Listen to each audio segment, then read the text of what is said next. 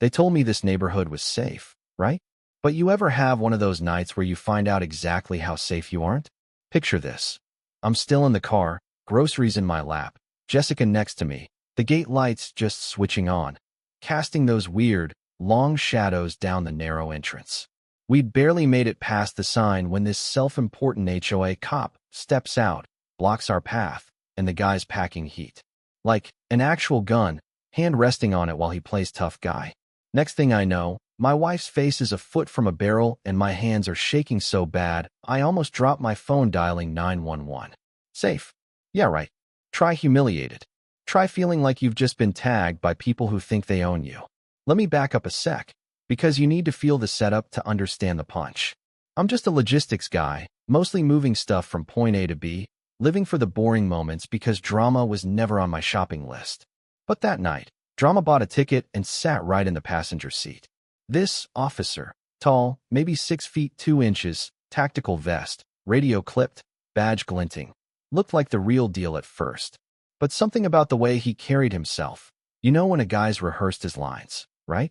Like he's more community theater than community safety. Hold up there, he says, using that cop voice you hear on TV, demanding ID before we can get home. Jessica's already breathing in her military rhythm, for counts in, hold, for counts out. That's her threat assessment mode. I could feel her tension, and suddenly the whole thing starts to smell staged, like we'd walked into a play we never agreed to act in. So, this guy, calls himself Blake Calloway, HA Security, starts spewing out rules and ordinances like he's some kind of lawmaker. He even flashes a badge, but Jessica's been around real authority her whole life, and she spots a fake before the rest of us know there's a game afoot. I have police authority under HOA Ordinance 7-14, he says, tapping that badge like it means something. Jessica gives me a look that says, felony impersonation, right here in front of our house. Her eyes run over his gear, spotting a loose holster and a Walmart special flashlight duct taped on. Amateur hour, but with a loaded gun, amateur hour can get real dangerous, real fast. I quietly tap our doorbell camera to record every word. Training says, document everything. Blake keeps up his show, talking into a radio, Unit Bravo copy, conducting resident verification, like he's auditioning for a part. But Jessica tilts her head. She recognizes the radio frequency isn't emergency services. FCC violation. Now we're stacking felonies. I'm whispering to 911. Hey, someone's claiming police authority with a gun at my address. The dispatcher takes it seriously. Sirens, real ones, come screaming up the road, and I swear you could see the blood drain from Blake's face. The performance starts falling apart. We can resolve this internally through HOA channels, he stammers, backing away, but it's too late. The cops are here, and so is our video evidence. Jessica whispers, he's not alone in this. Someone higher up authorized him. I realize she's right. Nobody just buys a badge and a gun, sets up at the main gate, and invents their own jurisdiction. Somebody with authority gave him this stage. That night, I barely slept, running through the chain of command. Who let him do this? Who's got our community playing dress-up cop? Next day, trying to do things by the book, I call our HOA insurance broker. Just a heads up about a contractor incident, or so I think. Insurance hears armed impersonation, and it's like a fire alarm goes off. Within hours, we get a notice. Emergency Loss Control Survey. Translation, they're sending investigators because someone just dropped a lawsuit grenade on us. Suddenly Patricia, our board president, is in panic mode. Emergency HOA meeting. Residents packed into the community center, everybody filming on their phones, worried about losing their homes. Patricia tries to smooth things over. We'll handle it internally, just a misunderstanding. But her voice is shaky and she can't answer basic questions about the contractor's training, who authorized Blake, or why she's minimizing a clear crime. Then Mr. Daniels stands up, all quiet authority, and drops the hammer. You signed the contract with Sentinel Security, didn't you, Patricia? My cousin works at the county office. Your name's on the authorization. The room goes dead silent. Patricia stammers denials, but her panic is like a spotlight. Everybody sees it.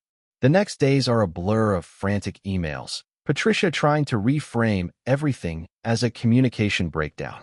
But insurance companies don't play games with liability. Board members can face criminal charges for knowingly authorizing impersonation. And the more Patricia squirms, the more obvious it gets that she's not just covering for someone, she's in on it. Then comes the twist nobody saw coming. Jessica's scanning radio frequencies, old habit from her Delta days, and suddenly she's picking up Sentinel security chatter on emergency channels. Not just walkie-talkie stuff, real, illegal interference. They're jamming first responder frequencies. If a real fire hit Maple Street, we'd be dead before the trucks even found the right driveway. Jessica's documenting every transmission, worrying that if the feds get involved, her own background might get exposed. Then she hears something chilling. Directive P authorized enhanced enforcement protocols. Coded language, direct from the top. This wasn't Blake freelancing. Someone in real authority was pulling strings. The next morning, the fallout spreads. Mail delivery stops, residents crowding the mailboxes with undelivered packages, all holding fake notices citing security protocols. Only USPS can legally restrict mail, but these notices are obvious forgeries, full of typos, signed by Community Safety Board. The mailman confirms it. This is a crime, folks. File complaints. Suddenly, it's a block party of angry neighbors, all reporting mail obstruction to the feds, live streaming the whole thing. Patricia shows up, begging for calm, but she's drowned out by the chorus.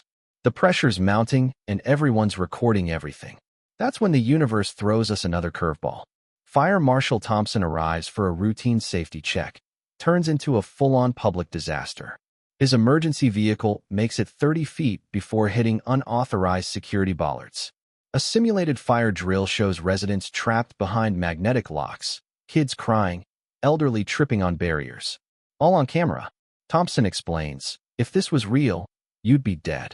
Patricia storms in, blaming me for turning our safe community into a legal battleground, and waves around lawsuit threats. But the crowd's not buying it, not anymore. Within days, insurance cancels our policy. No insurance means banks can foreclose on our homes. Now every resident is in full panic. Patricia's control shattered. Emergency community meeting. Patricia tries to spin a mutually beneficial solution, but the crowd demands truth. Then Mrs. Henderson, hero of the day, connects her phone to the projector and pulls up the email receipts. Grant police-style authority for security personnel. Use intimidation tactics if residents resist. There it is, in Patricia's own words. The room erupts. Resign, people shout. She tries to blame established protocols used elsewhere, accidentally confessing this isn't just our problem. This is multi-community, organized crime. Federal agents show up, insurance inspectors, FCC, postal investigators.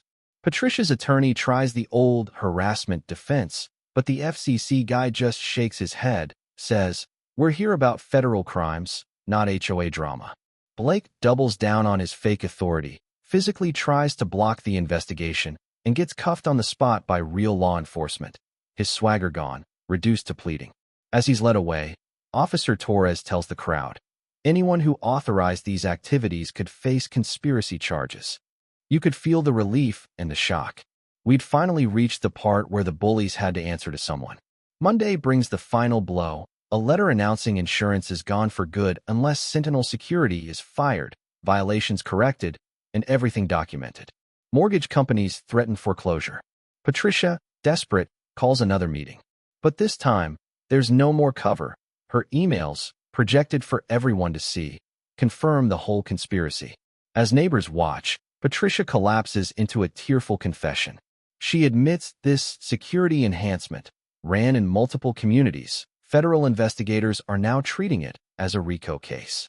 6 months later, Blake and Patricia are on the news in orange jumpsuits. Sentinel security shut down, FBI rolling out evidence, and the entire community's watching together, like we're finally free of a bad spell. Mrs. Henderson hugs me. Kids play safely near the gate, and real emergency access is clear for the first time in years. Jessica whispers, "Mission complete," and nobody ever knew about her Delta Force background. We got our neighborhood back, not perfect, but finally honest. Maybe the real lesson is, silence only protects corruption. Truth, even if it's messy and scary, is what saves people in the end. If you've made it this far, drop a comment. What would you have done? Ever been through something like this?